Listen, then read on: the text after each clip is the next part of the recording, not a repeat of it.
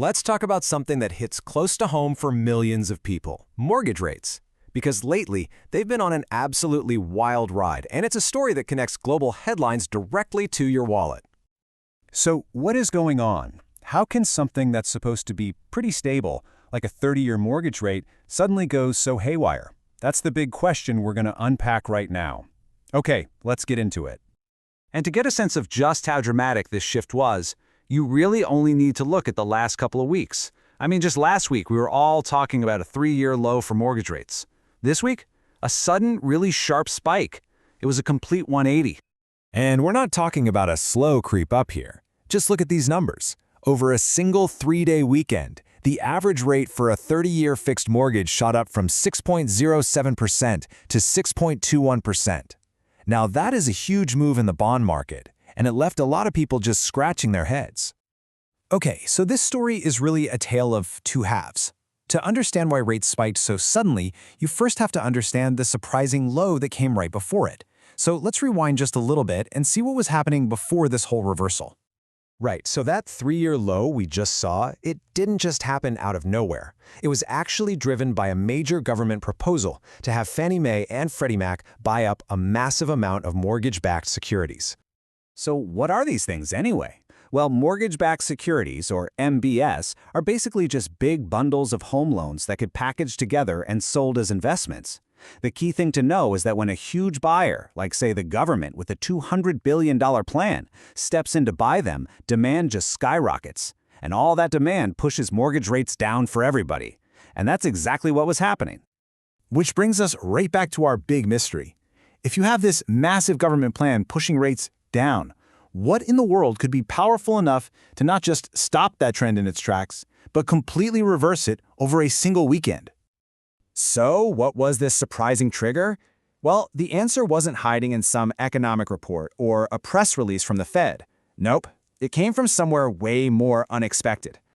That's right, the thing that sent shockwaves through the entire U.S. housing market was presidential rhetoric on the world stage. Specifically, it was all this talk about seizing Greenland. I know, it sounds unbelievable, but the financial markets took it very, very seriously.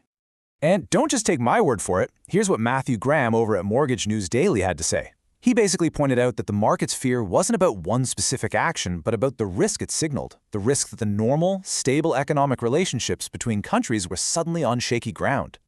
And the rhetoric that made the market so nervous? It escalated really quickly. It started with the talk about Greenland, then it moved to no going back posts on social media, and then it turned into direct threats to hit European allies with tariffs if they didn't get on board. For the markets, this was a huge red flag that a major international dispute was brewing. So this wasn't just some political spat you read about in the headlines.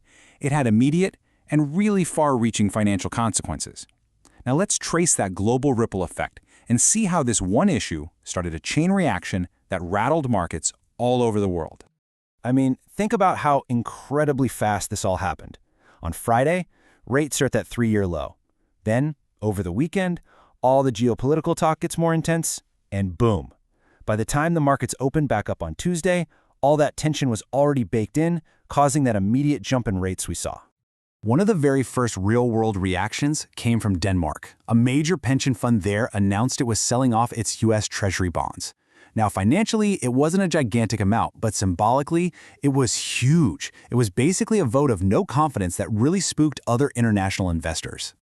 And in response to all the threats, the European Union started floating the idea of hitting back with their own tariffs, to the tune of a staggering $108 billion. This put a real number on the economic risk and showed just how serious this whole thing was getting. And at the exact same time, as if that wasn't enough, a totally separate issue was popping up in Japan that just added fuel to the fire. A bond sell-off there started stoking fears of a global economic slowdown.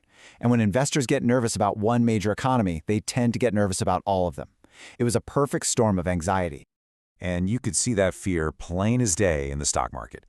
The Dow Jones dropped by over 850 points.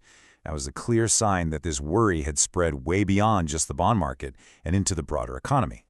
And this brings it all right back to housing. The one sector that should have been loving those low rates was actually getting hammered. As you can see here, most residential real estate stocks fell somewhere between 3 and 6%, a direct hit from all that global uncertainty. Okay, so let's bring this all home. What on earth does a diplomatic spat over Greenland actually have to do with your wallet?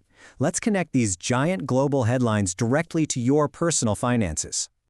It really all boils down to this simple chain reaction. Geopolitical tension creates uncertainty in the markets.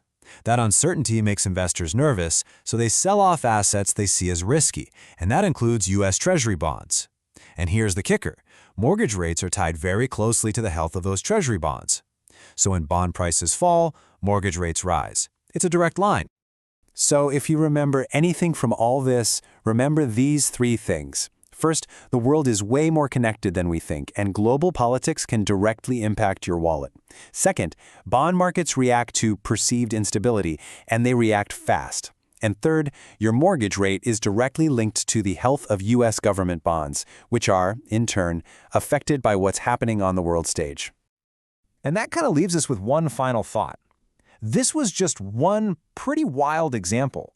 It really makes you wonder, right? What other headlines that we just skim past every day are quietly shaping our financial lives behind the scenes? It's a pretty powerful reminder to pay attention.